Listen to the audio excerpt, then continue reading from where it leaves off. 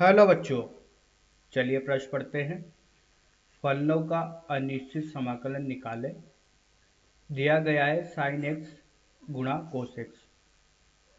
तो आइए बच्चों, प्रश्न के लिए सर्वप्रथम एक उचित मुख्य अवधारणा की चर्चा करते हैं। तो बच्चों, यहाँ से जो मुख्य अवधारणा होगी वो कुछ इस प्रकार से होगी। देखिए,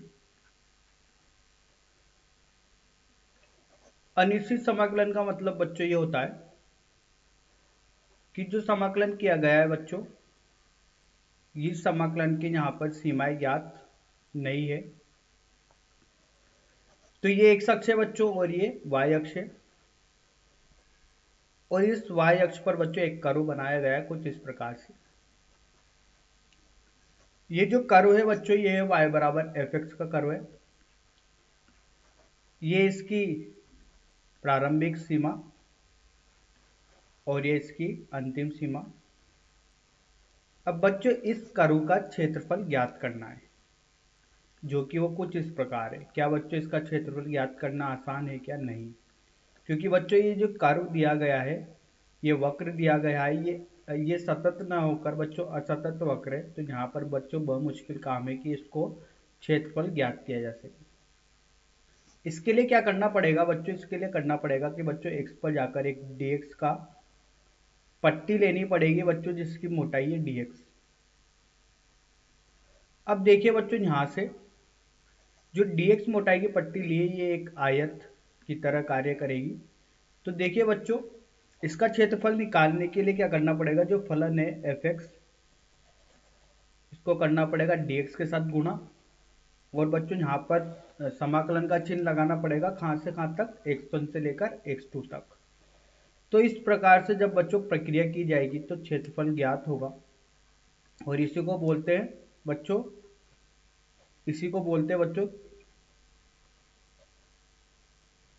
समाकलन x1 से लेकर x2 F x D x तक का। अब बच्चों यहाँ पर अगर ये सीमाएं ज्ञात नहीं होती तो ये कहलाता बच्चों अनिश्चित समाकलन,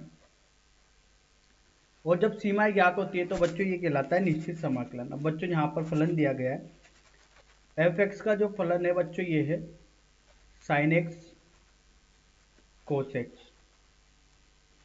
तो देखिए बच्चों, इसका समाकलन करना है तो यहाँ पर समाकलन का चिन्ह लगाया साइन एक्स कोस एक्स, और यहाँ पर किया बच्चों dx। अब देखिए बच्चों, यहाँ पर क्या होता है कि इसका समाकलन बच्चों करना थोड़ा सा मुश्किल है। तो देखिए बच्चों, यहाँ पर इसको माना जाता है साइन एक्स का, मानते हैं ये किसके बराबर है? t के। तो इसका अवकलन करते तो साइन का क्या होता है? कोस एक्स, ये होगा dx बराबर dt। ठीक है, तो देखिए बच्चों, यहाँ से साइन एक्स को लिख सकते टी, और कोस एक्स dx को लिख सकते dt। अब बच्चों यहाँ पर इसका समाकलन करना क्या हो गया है? आसान। तो इसको लिख सकते हैं टी dt का बच्चों किस प्रकार से होगा? ये समाकलन है x की घात n dx का। इसका समाकलन होता है x की घात n धन 1 बटे n धन 1। धन यहाँ पर c आएगा क्योंकि यहाँ पर बच्चों सीमाएं ज्ञात नहीं है। तो ये होगा बच्चों t का वर्ग बटे 2 धन c। ठीक है, तो देखिए बच्चों, यहाँ से समाकलन साइन x कोस x, ये बराबर होगा साइन का वर्ग x बटे 2 धन c के। तो बच्चों यही समाकलन है इस फलन का, साइन का वर्ग x बटे 2 c। तो यही अपने प्रश्न का उत्तर है। आशा करता हूँ आपको यह समझ में आया होगा। धन्यवाद।